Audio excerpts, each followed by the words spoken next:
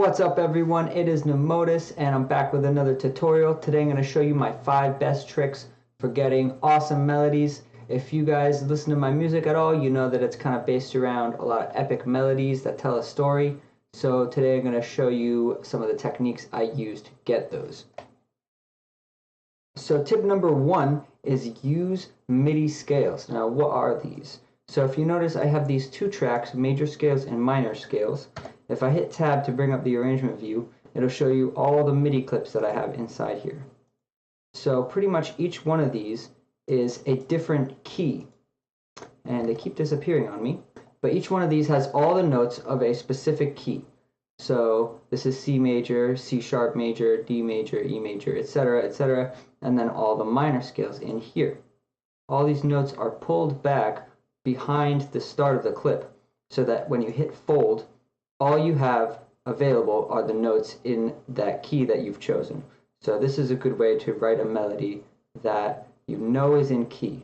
Now if you notice on the minor scales, there's these 2 disabled notes, and what these are is to represent melodic and harmonic minor. Now I'm not a music theory expert, but harmonic minor and melodic minor are just variations of the melodic scale, where instead of using this note here right before your root note, which in this case is E, you would use the note right underneath it, and it is actually the note right underneath it. This kind of makes it somewhat weird, which is why they employ the melodic version of the minor scale, where you would use this note here instead of the note below it. So from this point, it's really easy to pick a scale and drag it into your project, and then start writing a melody from it. These can be a little bit tedious to create, but it's definitely going to be worth it for your production in the future. And all I really did was look up online what notes are at what scale, and then put them in different MIDI clips so I have all the different scales possible. Alright, so tip number 2 is use syncopation. And what is syncopation? Syncopation is pretty much having notes that are not quite on the beat or on the off beat. I kind of use it to describe anything that's not really on the beat, but there's definitely a more comprehensive definition you can look up. And this means varying the length of your notes as well. So alternating using long and short notes. So a lot of times I'll hear some new producers and they'll make a melody and it goes something like this.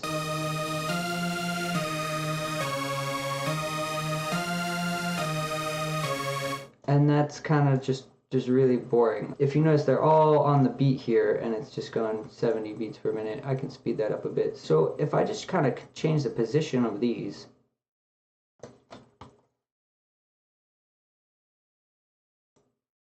and using the same notes,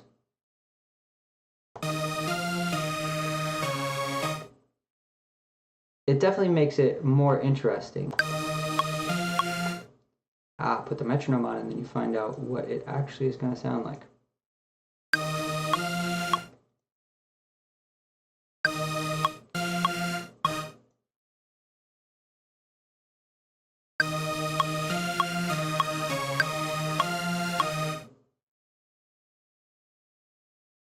So alternating kind of long and short notes will definitely make your melody more interesting, even if you're using all the same notes.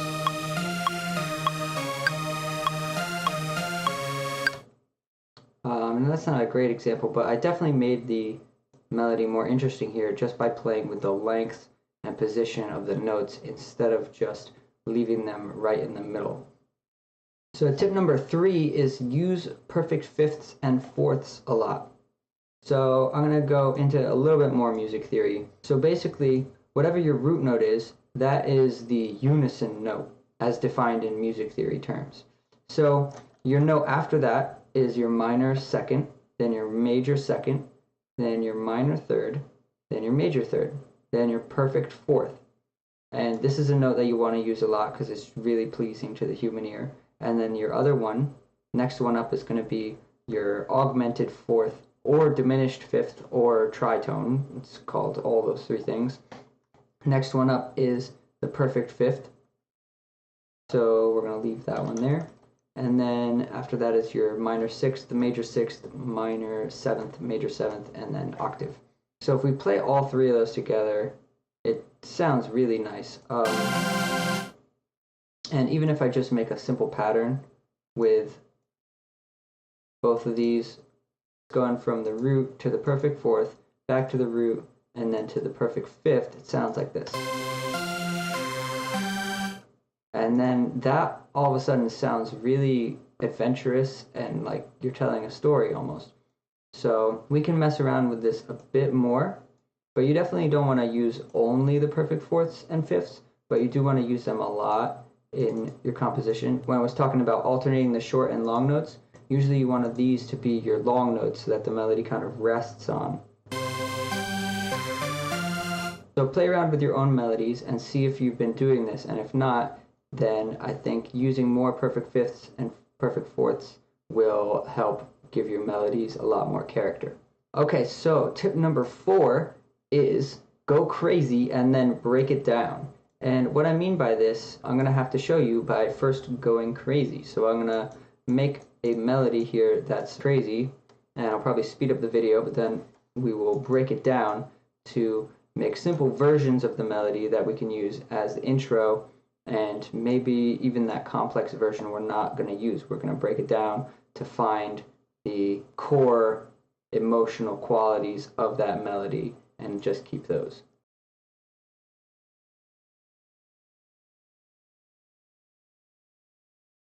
Okay, so here's kind of this crazy melody.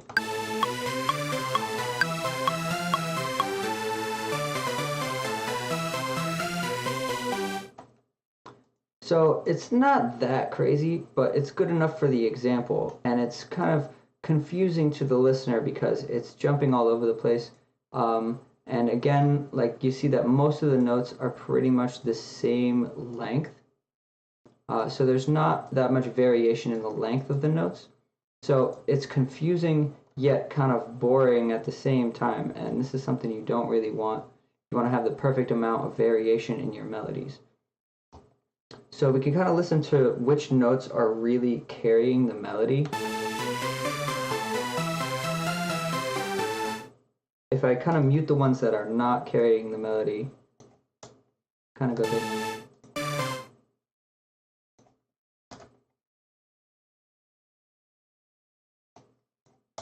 Kind of these notes.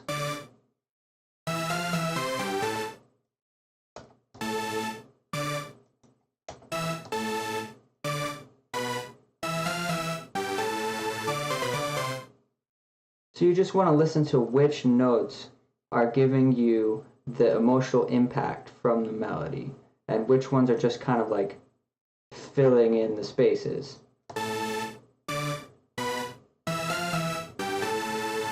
Even this one is kind of filling in the space, but the emotional quality of this one is that it goes back down before doing this neat thing up here.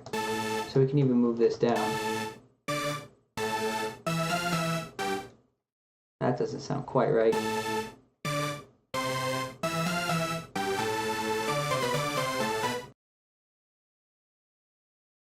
It's become more dramatic because we've gotten rid of all the notes that don't matter as much.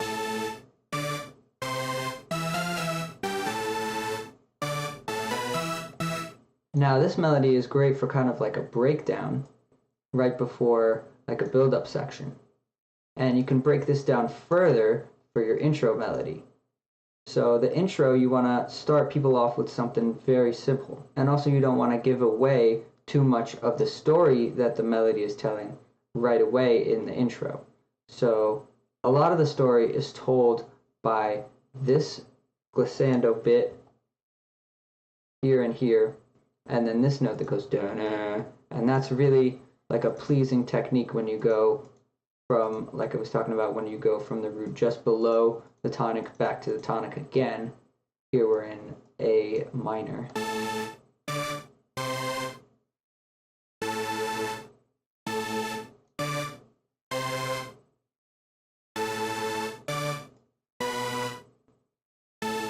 So that might suffice for an intro melody. Of course, you'd have some other stuff going on. I usually put some type of like harp in the background and turn it down. or maybe you'd write your chords first, put those in the background, and have them match.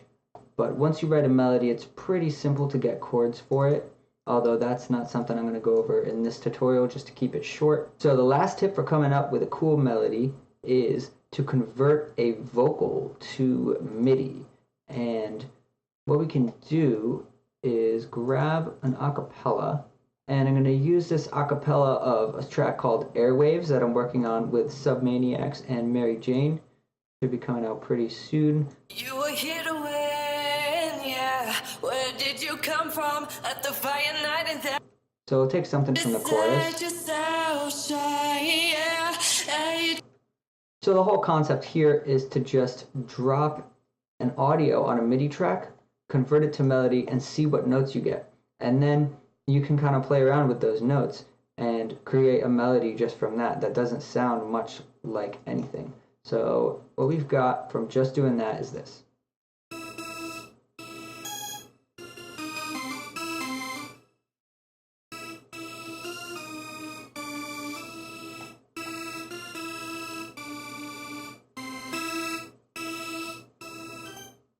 So it sounds definitely weird right now. The first thing you want to do is quantize it. So hit Control-Shift-U, and that's fine. You can just do that. Make sure your root note's on the beginning. You can even shift these up or down into whatever key you'd like, so it doesn't matter. Usually there'll be some outliers that you want to shift back down a whole octave, and I'm holding Shift and then hitting down while they're selected to do that. And then you can kind of listen for where notes are either they're happening too soon or too late. So like this one up here.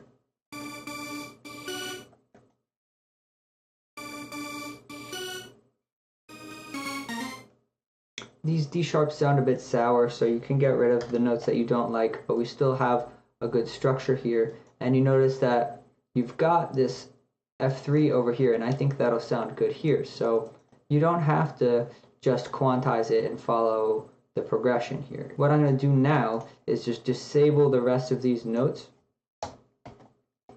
and then fold it. So these are all the notes that we're going to be using. I don't know why that note wasn't playing, but you can just draw a new one. This will also kind of mess with your velocity, so if you want them to all be the same, just select all, drag up, and then bring it down to where you want them. Sometimes when you do this, the vocal was not really timed to the BPM that I have set here, so it's going to give you something weird when it actually gets converted, but sometimes this will allow you to totally change the melody because now it's rendering something on a different tempo. So when I play this with a metronome, it sounds completely off. But we can continue to kind of move the notes to where we want them.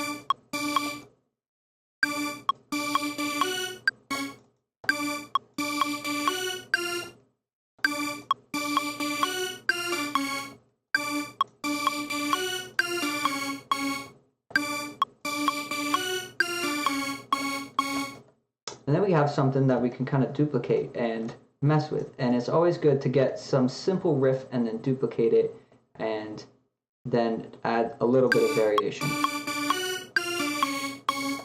In this case, I'm just going to switch these two notes.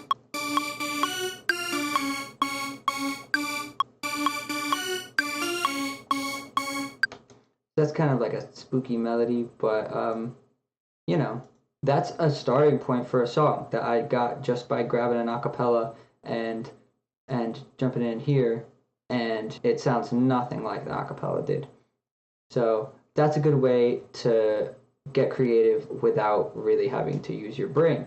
So that pretty much wraps up this tutorial on melodies. I hope you guys learned something and that you're able to apply these techniques to your own tracks and make them more entertaining and just make the whole song flow better. If you've got any suggestions for tutorials I should do, hit me up in the comments and I will listen to you. As always, check out the link for my Patreon to grab some awesome production resources. The first packs just came out this month and there'll be more coming every month, so stay tuned for those. And if you've got some extra time, check out my music and my other tutorials. This has been Numotus, and I'll see you soon.